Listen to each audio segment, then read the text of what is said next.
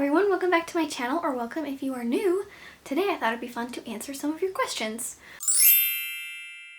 So I asked people to ask me questions over on Instagram, and I got some good ones, so I'm just gonna sit down and answer a few of them. I like to do Q&As every once in a while just because I think it's fun. Also, if you hear my child talking in the background, she's supposed to be taking a nap.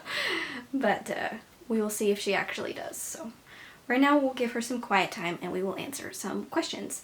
If you have any questions of your own that are not answered in this video, feel free to put them in the comments and I will answer them there. First question is, what did you want to be when you were growing up? And I like this question because I wanted to be a lot of things. I went through a lot of different phases throughout my entire childhood of what I wanted to be, so I'll throw a few out there.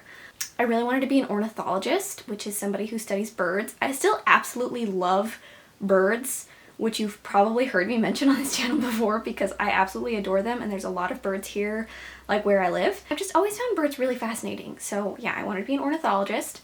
I wanted to be an author. I still kind of have dreams of writing a children's book someday, but we'll see if that ever happens. I wanted to be an astronomer. I wanted to be, what else did I want to be? An interior designer, fashion designer, graphic designer. When I went to college, my major was humanities and art history, with minor in art history, before I decided to just get my associate's degree. That's what I was majoring in.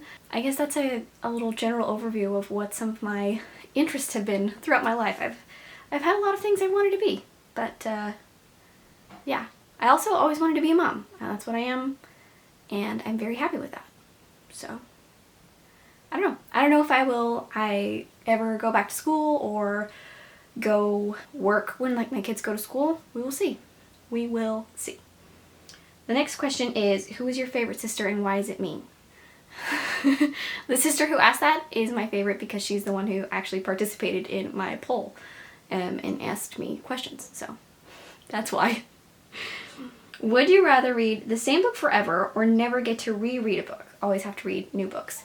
I think that I would, you know, that's a hard question, but I think that I would not ever be able to reread a book because I love reading so much. I think being confined to one book would make me sad.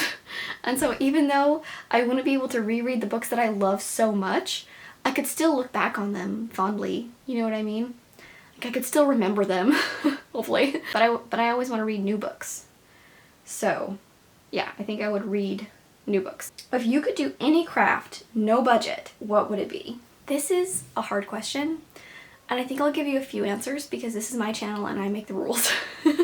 So, I don't know if this really counts as a craft, but something that I would love to do in the future, if we ever have the money for it, is out on our property, we have this goat shed. The people who lived here before us had goats in it, but we're not going to get goats. And it is my space to do whatever I want with it. And I would love to turn it into a crafting space slash library. So I would love to be able to put books out there and like all my craft supplies, and then have like a big crafting table where I could sew, or I could quilt, or I could crochet, or I could knit, or I could paint, or I could draw. And any fun craft creative thing that I want to do, I could do it in there, and I could work on projects in there, and it would just be like my space for creating and crafting. That is the ultimate dream. Will it ever happen? I do not know. But it is the ultimate dream. As far as like smaller crafts that I would love to do, I don't know. Crafting supplies can be kind of expensive sometimes. So like maybe I would like to create a wardrobe for myself, a whole new wardrobe. Sew myself a whole new wardrobe, no budget. I can spend any amount of money I want on fabric because fabric can like pile up really, the cost can pile up quickly. Especially if you're making something that like needs a lot of fabric, then yeah, it can get pricey. Also, I would like to get more into quilting, and that comes with a lot of costs too. Like if you get like a quilting machine, those are cool, but they're very expensive. So I hope that answers that question adequately enough. What are you crafting next? You can kind of actually see it in the background over there. Let me go grab those pieces and I will show you. Wow, what a struggle that was to get over there. So I'm currently working on creating these granny squares I have pink and green. And what I would like to do with these, what I'm hoping to be able to accomplish with these, is to make a cardigan and do it in kind of like a checkered pattern. Listen, if you follow me on Instagram, you will know that this has kind of been a saga of a project, because I originally was like, oh, I'll make a sweater vest with these granny squares. And I did, and it looked horrible. It just did not look good on me. I don't know. I don't know if it was just like the way that it was put together. I don't know if it was the colors in that style. I don't know if it was because it's a vest and I'm pregnant and it just like my belly made it look weird. I don't know. I don't know what it was about it, but it didn't look great at all. And so this is what I'm trying next. I'm going to try and make the same amount of these pink granny squares as I have in green, and then try to do like a checkered pattern and make it into a cardigan, and then use pink to make like a little, you know, collar and like lining on the sides and the bottom, you know what I mean? And cuffs. So we'll see. We'll see. If that doesn't work out, and if I fail at making a cardigan, I will again do a checkered pattern and I'll just make it into a blanket and I will give it to my daughter. And then the yarn won't go to waste and my efforts will not be completely in vain. But yeah, no, it's been a little bit of a saga to make this project, but I think that happens sometimes, and I'm pretty new to crochet. I have not really crocheted anything because I tried to make a different sweater vest and it also just did not turn out very good. I made one for my daughter and it did turn out pretty cute, but it was still kind of clunky. I tried to make a sweater. It was way too small for me and I kind of just like gave up. All I needed to do was add the sleeves, and then I put it on and I was like, oh, this is way too small for me. And so, yeah. Crocheting has kind of been a little bit of a journey for me, because I don't find it that difficult to learn how to do the stitches. And like I feel like these granny squares look pretty good, in my opinion, you know? Like I think that I've done a pretty good job at like actually doing the stitches and creating the granny squares. It's just a matter of composition, I guess, and figuring out exactly how to put them together and what pieces are gonna actually look good on me and how I want to make it look. So that's what I'm working on right now. My pipe dream is that I'll finish it by the end of this week, and we'll see if that happens. We'll just do a few more. Best books for spring.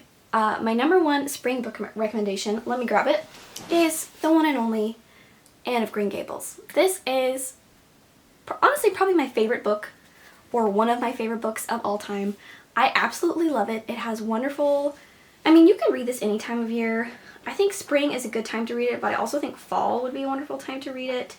It just gives you such happy outdoor vibes, and that to me is like the epitome of spring, is like a lot of just like, it makes you want to be outside because the world is warming up again. You know what I mean? Little Women is also a good spring book. I did enjoy that one. I found it a little bit boring at some points, but that's another classic. I would also say Pride and Prejudice. So I mean, there's like 3 good classics for you that I think would be wonderful spring reads. But then let me find some more like contemporary ones, because those are all pretty old books. Shady Hollow, I think, would be another good pick for this, because it is just like very cozy and fun.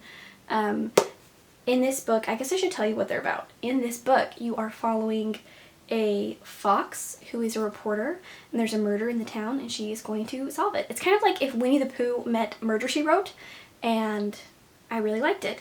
And then another one, if you like weird books, Annihilation by Jeff Vandermeer, because that is another one that has a lot of like really descriptive writing about nature, but it's very unsettling. And that one, you're following a group of people who go to what is called Area X. It's this kind of like unknown area. There's like weird stuff happening in it. The government sends in these expeditions, and most people do not come back alive, or they come back with cancer or changed, or they don't remember things. And you're following an unnamed narrator, and it is just weird. but it's very fun. I actually might reread that soon because I really like that one.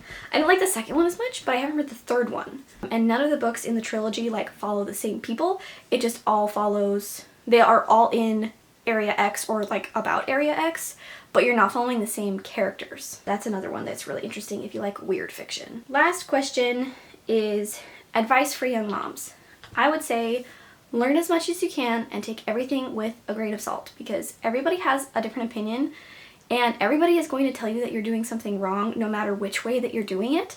So I would just gain as much knowledge as you can from yourself, whether that is from other moms in your life, people who are older than you, the internet, books, however you want to gain your knowledge. I would just say get as much education as you can about the subjects that you're trying to figure out, and then yeah, just take it with a grain of salt and trust your gut, because you know your baby best and you know what to do, and it's okay to ask for help and ask for advice, but also trust your gut because you got this. And that's something that I think is an awesome thing about being a mom, is that you get kind of the knowledge and expertise that you need for your family. So yeah, that will be my last question that I'll answer for today.